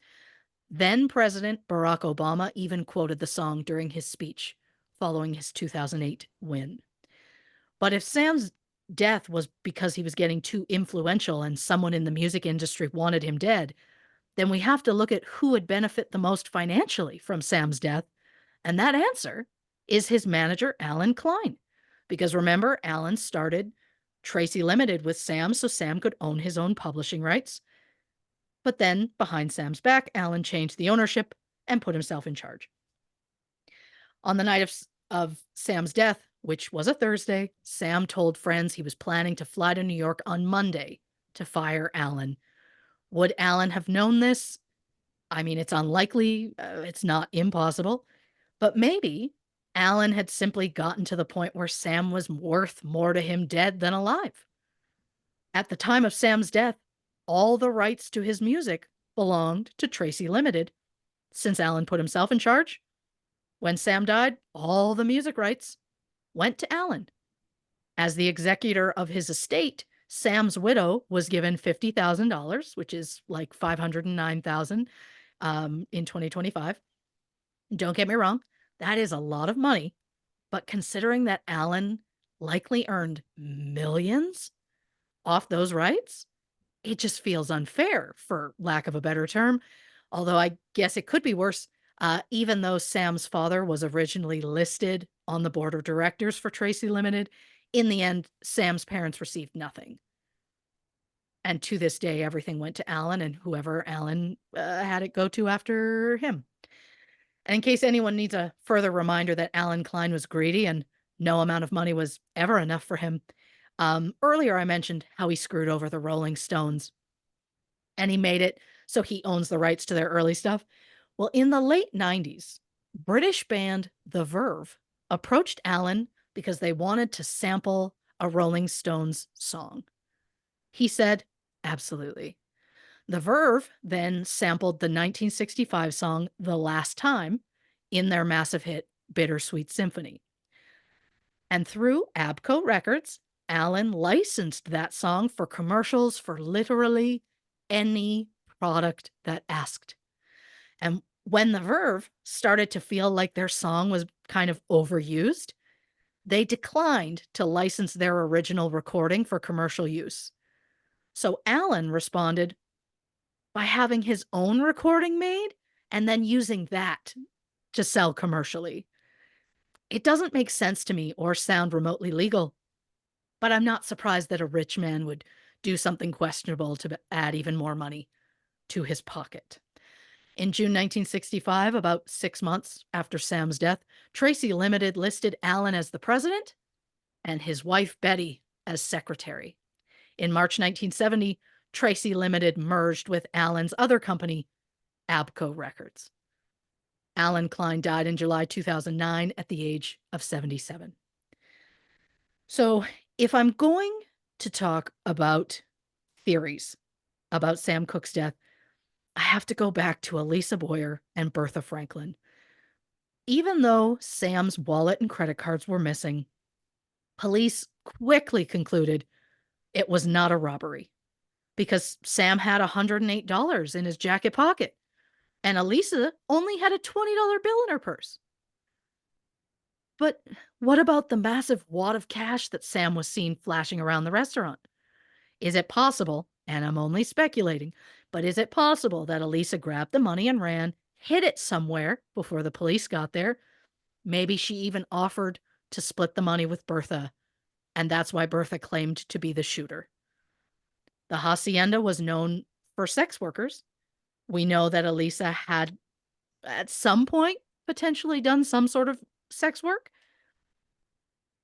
But then it also turns out that Bertha had a former criminal record because she was allegedly a madam. Oh. So is it possible that Bertha and Elisa knew each other prior to that night? Allegedly, Elisa had a reputation for luring men to a motel, and when the men either stepped out of the room or fell asleep, she would rob them, take their clothes, and leave. So did Elisa intentionally catch Sam's eye in an attempted honey trap scheme? Did she see the money he was flashing around, target him, and take him to a place she was potentially familiar with? Elisa said she was just in the confusion and panic when she grabbed her clothes. She accidentally grabbed his as well. Is that true, or did she take them on purpose? The 5,000 cash that he was seen carrying around was never recovered. Again, she said he tore her clothes. The photos, her clothes don't look torn at all. And now, with that being said, of course, there is a world in which everything happened exactly as Elisa Boyer and Bertha Franklin said it did. And maybe it was just so out of character for Sam that his friends and family refused to believe the truth. According to the autopsy, Sam's blood alcohol level was 0.14. So maybe he was acting out of character because he had so much alcohol in his system. I mean, look, my point is there is a reason that this case is still being talked about 60 years later Yeah. because the truth they're giving me doesn't make sense. In 1979, Elisa allegedly fatally shot her boyfriend during an argument. She Okay. was charged with second-degree murder and sentenced to 25 years to life. Uh-huh. Bertha Franklin allegedly received so many death threats that she had to quit her job and go into hiding. But then she came right back out of hiding and sued Sam's estate for $200,000 for mental anguish and physical injuries. The case was dismissed. Mm-hmm. Now, before I go, I want to talk about Sam's widow, Barbara, because I'm a nosy bitch who loves hot goss. So I hope you're all wearing fancy hats because we're about to have a fucking tea party. Now, it was no secret that Sam was known for having relationships outside his marriage. And it turns out Barbara not only knew about them, but she absolutely did the same thing.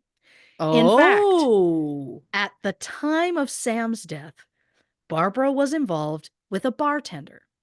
At Sam's funeral, the bartender allegedly showed up wearing Sam's watch and ring. But the relationship kind of fizzled, and 2 months later, Barbara broke things off and started a relationship with Bobby Womack, Sam's protege and former backup singer. At the time, Barbara was 29, Bobby was 20. okay. Then, a couple of weeks after they start seeing each other, and just 77 days after Sam's death, Barbara and Bobby went to the LA County Courthouse to get married. Unfortunately, their application was denied because Bobby was not legal age and didn't have a parent's permission, but that didn't deter them.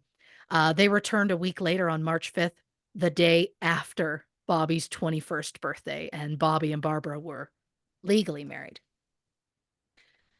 Barbara said Sam would want it this way. Did she? And I know I didn't know him, but I don't think he did want it that way. Why do I assume that? Because everyone in their lives was against it. Two of Sam's brothers were so upset, they lured Bobby to a hotel in Chicago and beat him nearly unconscious. Jesus. Bobby then became ostracized in the music industry, which is a shame because his first #1 hit happened just a year prior. He was once a well-known, well-respected musician, but as soon as he married Barbara, he was alienated to the point where they refused to play his records on the radio. In 1966, Bobby and Barbara had a son named Vincent. And if that sounds familiar, that's because that was the name of Barbara and Sam's son, who died as a toddler. Of course. In 1970, yeah, well, in 1970, 5 years into their marriage, Barbara caught Bobby in bed with her 17-year-old daughter, Linda. Stop. You know, the girl who'd been living with Bobby as his stepdaughter for the past 5 years. Disgusting. Yikes. Barbara held a gun to Bobby's head and ordered him to get out. He ran, apparently not fast enough because she fired and the bullet grazed his temple. Barbara was not charged. She quickly filed for divorce and it was finalized the following year. Years later, Linda married Bobby's brother Cecil, and they became a recording duo called Womack and Womack. Oh my God. Linda said she never spoke to her mother again. Yeah. Yeah. Bobby later claimed, well, he only married Barbara out of sympathy because he was worried she would take her own life if she was left alone. Well, when her husband died, she already had a boyfriend. I think she was okay. Great point. After their divorce in 1971, Bobby married his personal secretary in 1973. They divorced a year later. Then in 1975, 31-year-old Bobby married 19-year-old Regina Banks. In 1978, they had a son named Truth Bobby. Sadly, Truth died just 4 months later. He was left on a bed for a few minutes, and they left the room, and when they came back, he had fallen between the bed and the wall and suffocated. Jesus. Yeah. Bobby and Regina later had a son named Bobby Truth. So they just took that and flipped it around. And then a daughter, Gina Ray, which is just Regina again, flipped around. You do you. Regina divorced Bobby in the early 90s, but they did eventually get back together and remarried in 2013. Bobby Womack died in 2014 at the age of 70. Barbara died in April 2021 at the age of 85. And sadly, their son Vincent took his own life in 1986 at the age of 20. And if that wasn't enough tragedy for one family or linked to one set of family, in March 1974, Bobby's brother Harry Womack was fatally stabbed in the neck with a steak knife by his girlfriend Patricia. She found Jesus. she found some women's clothing in Harry's room and she thought Harry was cheating on her, but it turns out the clothing belonged to Bobby's girlfriend who had stayed there with Bobby days prior. So just pointless. Harry was just 28. I could not find anything as to what happened to Patricia. But Sam Cooke, I mean, he was a trailblazer. He founded his own record label to help smaller artists earn more money from their own work. He was one of the first singers in that era to wear his hair in a natural, unprocessed style. Sam was also one of the most talented singers and music producers of his generation. Since 1986, Sam has been inducted into the Rock and Roll Hall of Fame, the Songwriters Hall of Fame, and the Rhythm and Blues Hall of Fame. In 1994, he was honored with a Lifetime Achievement Award at the Grammys. To this day, Sam's music continues to resonate with audiences. His songs have been featured on countless movies and TV shows. I mean, we're talking Ted Lasso, Ozark, This Is Us, Umbrella Academy, Gilmore Girls, Orange is the New Black, Fargo, The White Lotus, Adventures in Babysitting, Animal House, Guardians of the Galaxy Volume 2. Fun fact, there was even a Sam Cooke song in a movie that I randomly watched this week while researching that I chose just out of nowhere. It's a 2024 movie called Sweethearts, which also features Caleb Heron, who played on the team we played against on Celebrity Family Feud. That's right. So, did I specifically choose this movie because I knew there were multiple connections? I did not. Just a beautiful coincidence, which I think is just our show in a nutshell.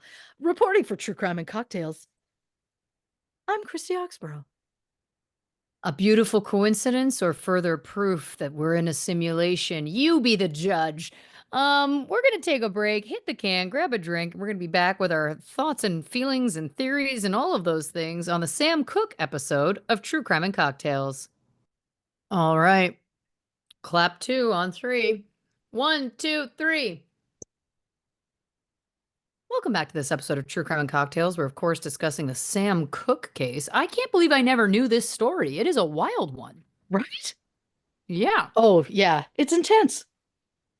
Um, you wrote, you'll love this. You were like, he was 22 when he married Dolores, who was 23. And I was like, and I literally wrote down, oh, those are some refreshing ages. A man being 22 and a woman being 23. And then I wrote, Ah, oh, some affairs. Never mind. And then it just was a devolving from there where I mhm. was like, I love that I got excited that maybe this is the one time we're gonna hear like, Age oh, appropriate. Everything's yeah, nice. and that Yeah. and it was in the 50s and it didn't get creepy. No, it always does. It always does. Um, okay. You'll love this. He named the company Tracy Limited after his second daughter. Mm.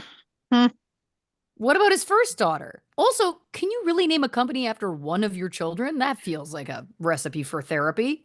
Oh, yeah. I mean, look, there are so many things that you just have to be so careful of. And it definitely feels wild to be like, I have one company and I'm going to pick a name, middle child. That feels right. And it's like, whoa, that just feel, Was she the yeah. only daughter? The oldest one was a daughter, the one that he That's what I he thought. originally abandoned Oh and God. then circled back and married the mother. questionable choice. Oh, yeah. So Um, many questionable choices. Amen to that. Uh, you brought up that he was flashing around his wad of cash, and I just wrote down, hey, remember that episode with Bo on Superstore where he had the $5,000 he got from getting hit by an ice cream truck or something? Yep. That's what that made me think of. I love that. Um, I need to give a kudos. Well done on your pronunciation of Cahuenga. Because I live in Los Angeles, Of and course. there's different interpretations. My belief is that Cahuenga is correct. Sure. Some people call it Cahuenga. I've heard a Mhm. lot of different Cahunga.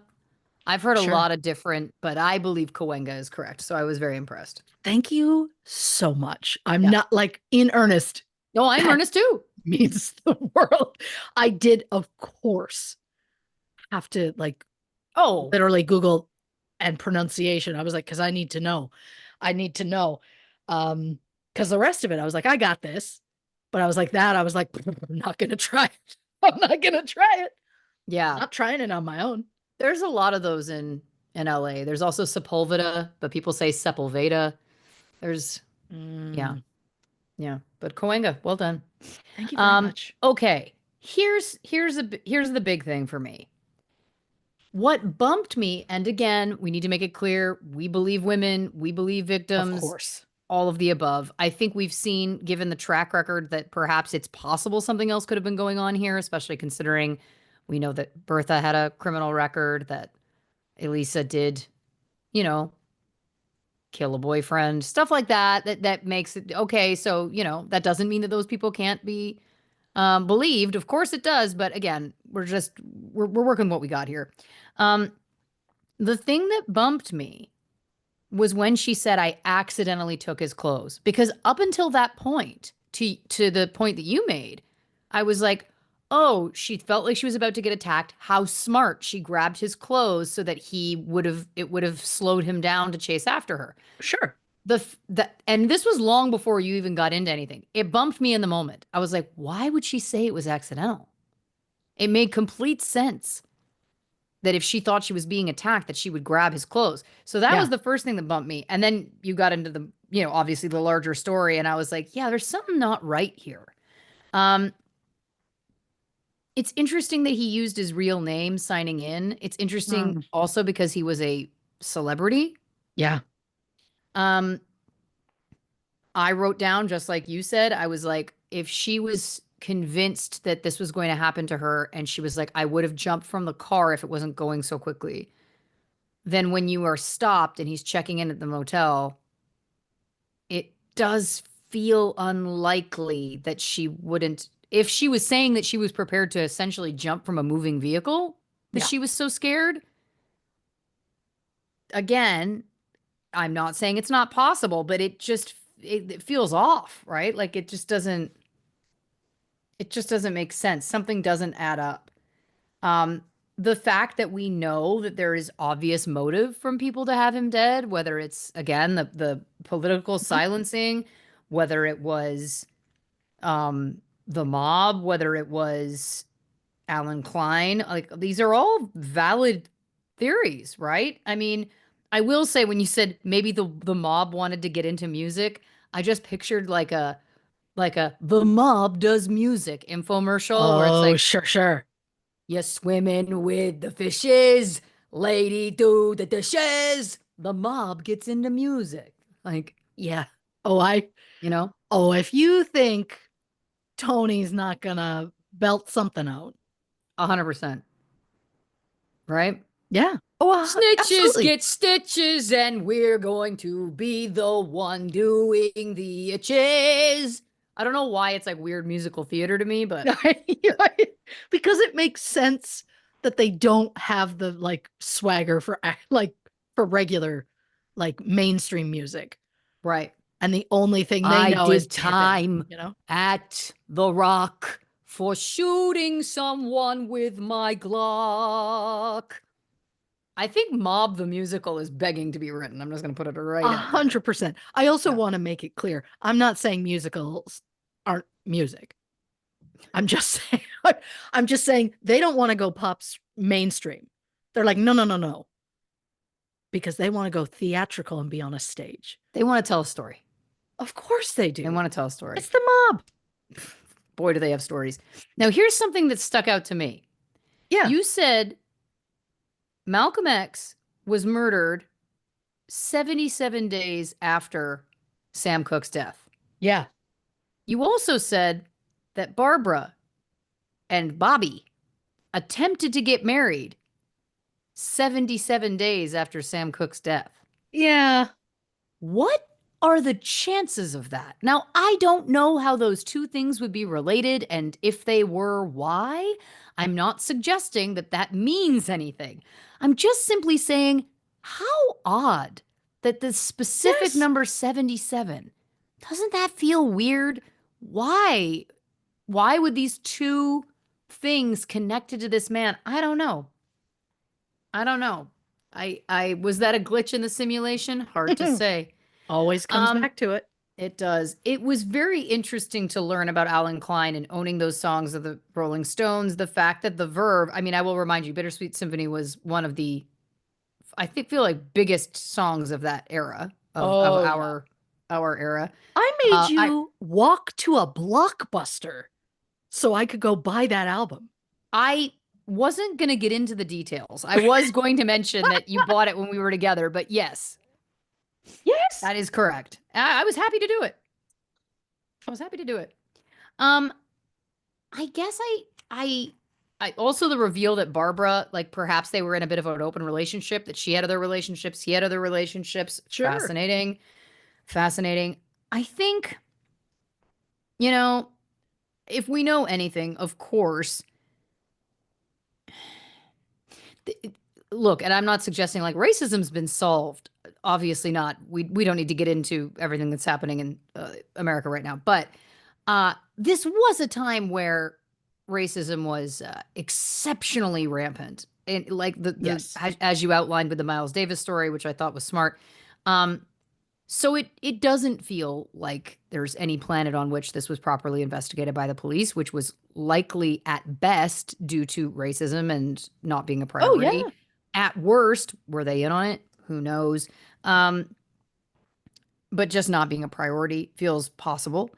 Um, and so similarly, we can't trust this medical report.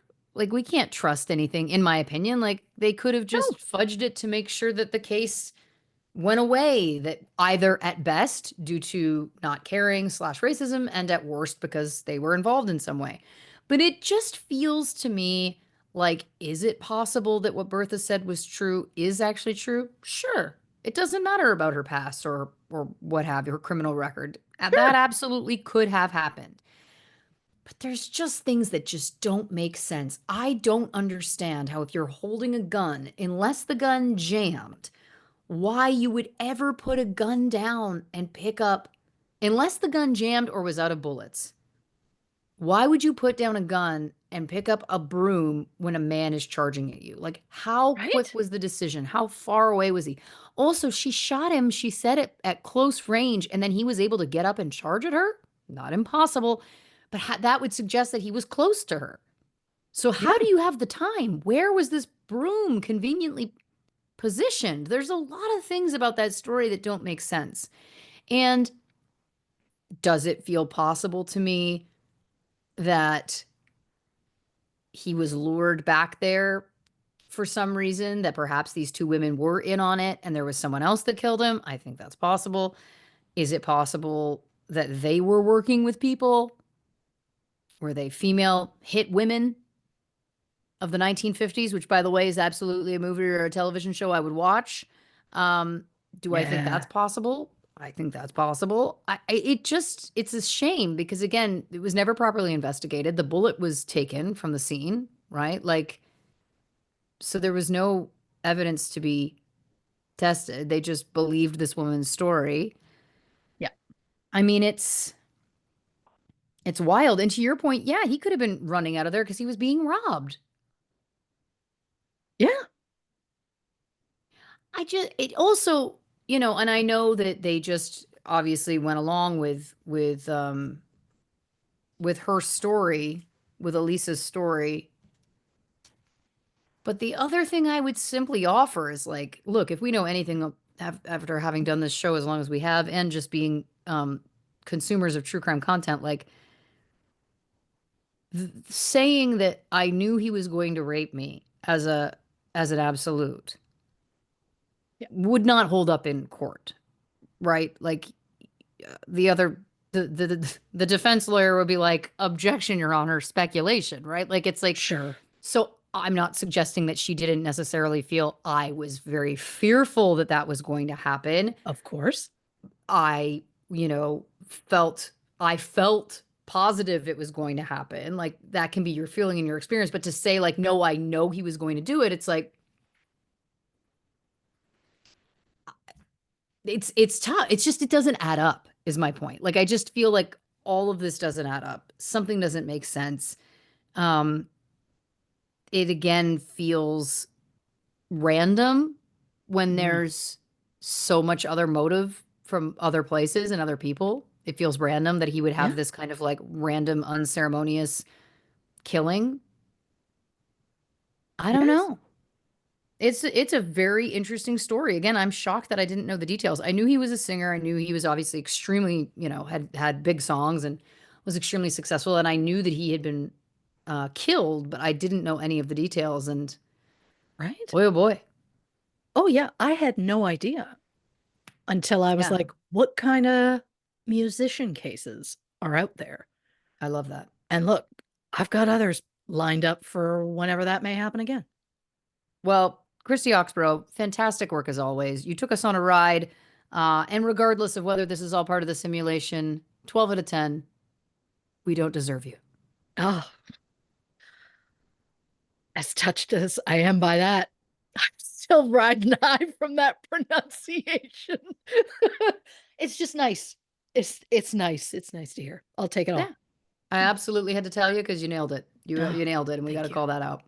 Um, and we thank you, dear listeners, for joining us on this ride. If you haven't already, give us a follow on the socials on Instagram, Facebook, and YouTube at True Crime and Cocktails, on the weird one at Not Detectives. And if you'd like some bonus content, go over to patreon.com/True Crime and Cocktails to learn more about our subscription-based service over there. The only place for official True Crime and Cocktails merch is, of course, truecrewmerch.com. So check that out as well. And if you haven't already, get tickets to my Toronto show, February 12th, anti-Valentine's Day concert. You can get those tickets at laurenash.band.